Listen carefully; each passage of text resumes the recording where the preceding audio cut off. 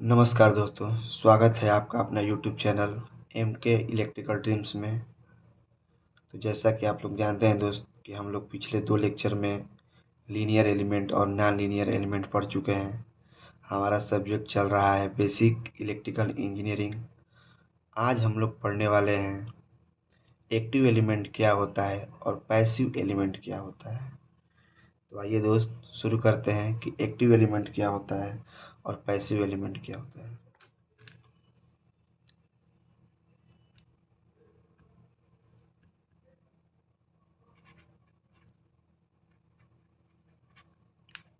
Active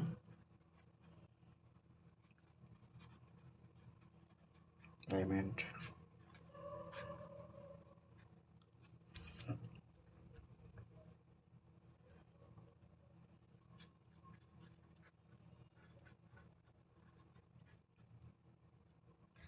that element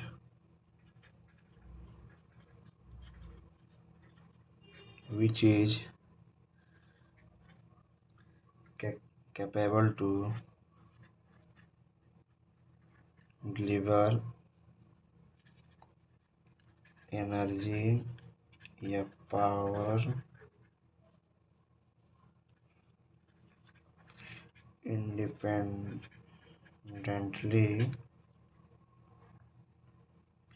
for long time,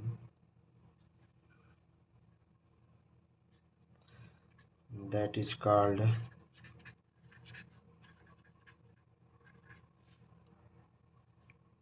active elements. Example ले लीजिए, current source हो गया, वोल्टेज सोर्स हो गया,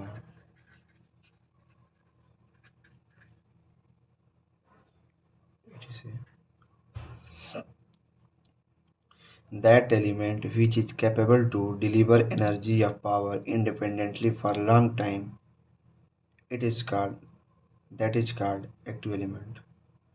यानी कि ऐसा एलिमेंट जो स्वतंत्र रूप से लंबे समय तक एनर्जी या पावर को डिलीवर करने में सक्षम होता है, उसे एक्टिव एलिमेंट कहते हैं। यानी कि जो पावर को डिलीवर करता हो, पावर को देता हो, न कि एब्जॉर्ब करता हो। जब पावर या एनर्जी को डिलीवर करेगा तो उसे एक्टिव एलिमेंट बोलेंगे। एक और पॉइंट लिखेंगे इसमें, that element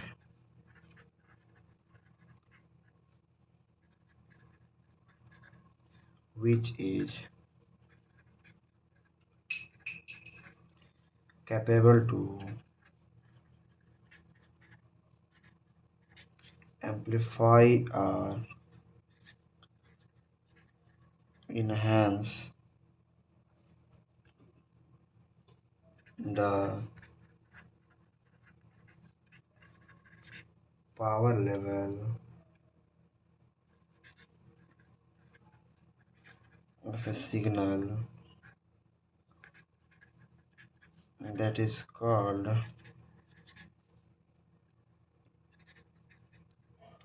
active element।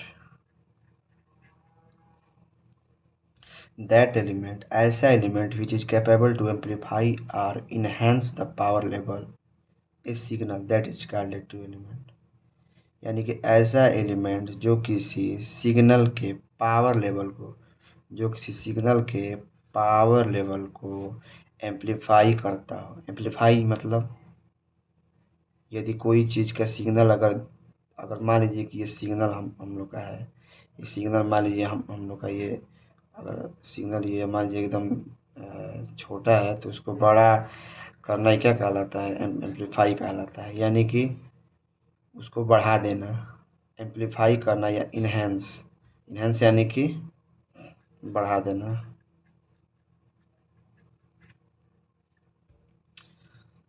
that element which is capable to amplify or enhance the power level of a signal, that is called active element। Okay, example, power amplifier ले लीजिए, SCR ले लीजिए, amplifier ले लीजिए, transistor ले लीजिए, etc।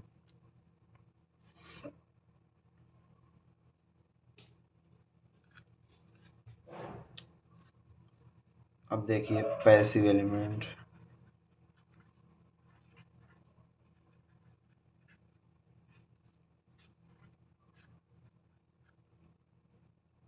Passive element क्या होता है? लिखिए that element which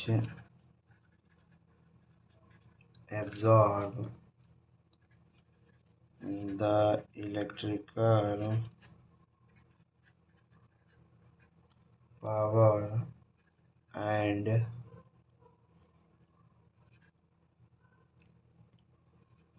not able to enhance or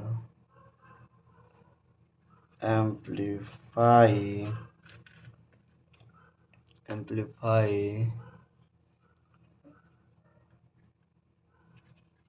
the power level of a signal, that element which absorb the electrical power, ऐसा एलिमेंट जो पावर को एब्जॉर्ब करता हो, न कि डिलीवर करता हो। एक्टिव एलिमेंट डिलीवर करता है दोस्त, पैसिव एलिमेंट इलेक्ट्रिकल जो पावर है उसको एब्जॉर्ब करता है, यानी कि लेता है।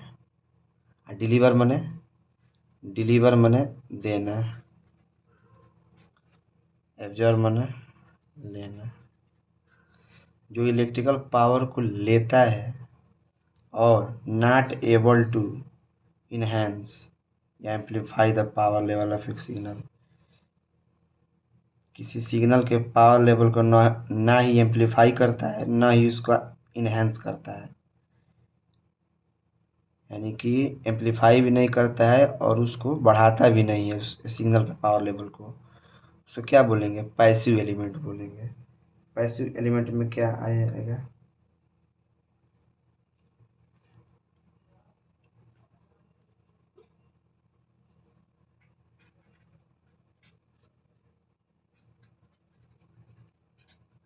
ट्रांसफार्मर,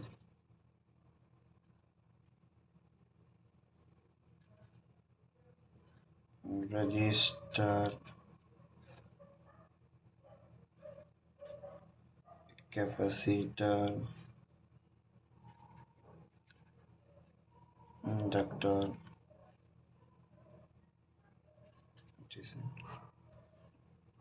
इसमें भी कंडीशन है कैपेसिटर में। अगर कैपेसिटर का मान 0 से बड़ा है, यहाँ पे लिख देते हैं, यहाँ पे कैपेसिटर का मान अगर 0 से अगर बड़ा है तो ये पैसिव एलिमेंट हो जाएगा। इसका भी मान अगर 0 से बड़ा है तो ये भी पैसिव एलिमेंट हो जाएगा। अगर 0 से छोटा निगेटिव में जाता है तो वहाँ पे इंडक्टर आपका एक्टिव एलिमेंट हो जाएगा, कैपेसिटर भी एक्टिव एलिमेंट हो जाएगा। आइए हम लोग ग्राफ के थ्रू समझते हैं।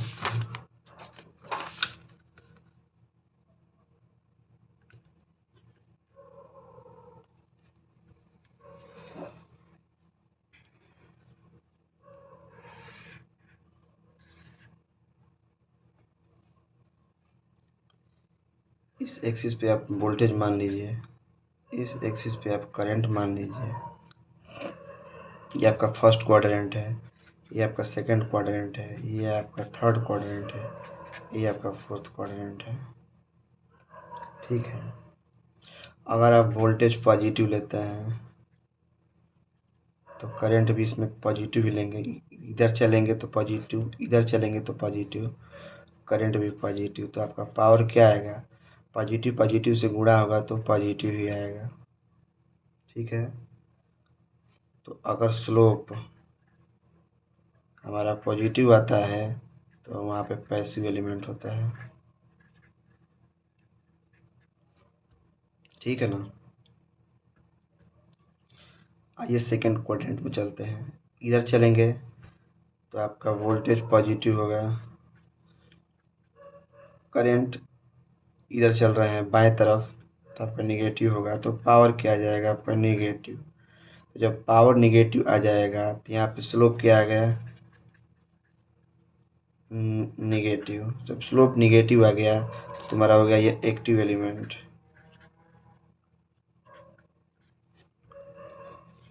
तीसरे में चलते हैं, तो इधर चल रहे हैं हम लोग इधर, तो वोल्टेज हमारा निगेटिव, करंट भी निगेटिव, तो पावर क्या हो जाएगा, निगेटिव से निगेटिव में गुणा होगा तो क्या होगा, पॉजिटिव हो जाएगा। यानी कि यहाँ पे स्लोप क्या आ जाएगा, पॉजिटिव आ जाएगा। यानी कि कौन सा एलिमेंट होगा, ये पैसिव एलिमेंट होगा। आइए चलते हैं इधर, इधर चलते हैं इधर, तो आपका वोल्टेज निगेटिव, करंट क्या है दोस्त, इधर चल रहे हैं करंट पॉजिटिव, तो आपका पावर क्या हो जाएगा निगेटिव। यानी कि यहाँ पर भी स्लोप क्या मिल रहा है, निगेटिव मिल रहा है, यानी कि एक्टिव होगा। आप लोग देख रहे हैं कि फर्स्ट क्वाड्रेंट में पैसिव, सेकंड में एक्टिव, थर्ड में पैसिव, फिर फोर्थ में एक्टिव। तो एक बात नोट करके लिखेंगे आप लोग,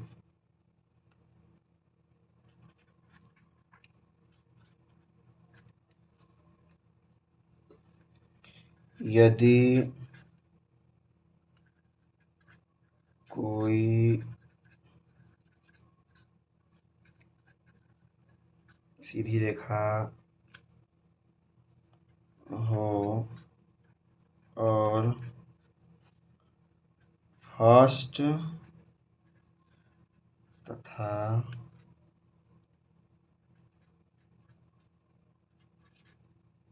थर्ड क्वाड्रेंट में बने हो तो पैसिव एलिमेंट होता है, तथा यदि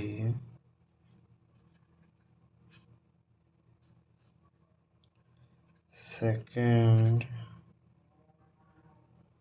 और फोर्थ में सीधी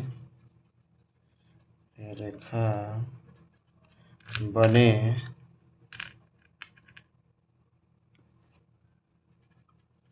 तो वहाँ एक्टिव एलिमेंट होता है।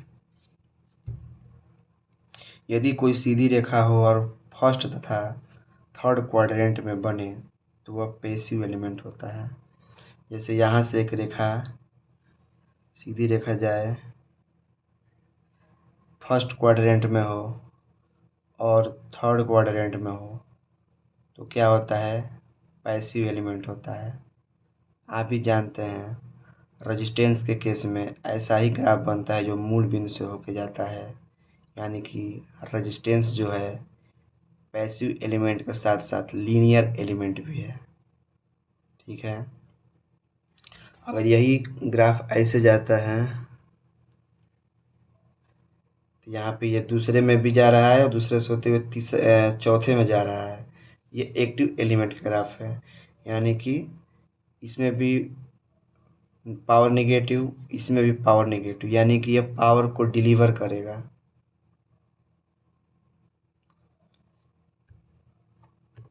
एक और लिखिए यहाँ पे नोट,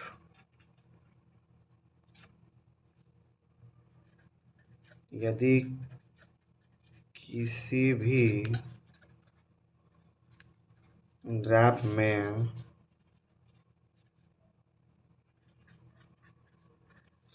स्लोप नेगेटिव आता है तो वहाँ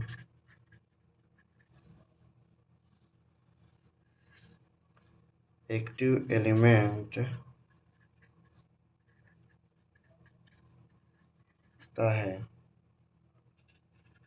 तथा नेगेटिव स्लोप नहीं आता है, वहाँ पैसिव एलिमेंट होता है। ये आपका एक्टिव एलिमेंट और पैसिव एलिमेंट खत्म हो गया दोस्त। तो उम्मीद करता हूँ दोस्त कि आप लोग को वीडियो बहुत ही पसंद आया होगा। अगर पसंद आया हो तो हमारे वीडियो को लाइक कीजिए, चैनल को सब्सक्राइब कीजिए, कमेंट और शेयर कीजिए। मिलते हैं एक अच्छे नए वीडियो के साथ, तब तक के लिए जय हिंद।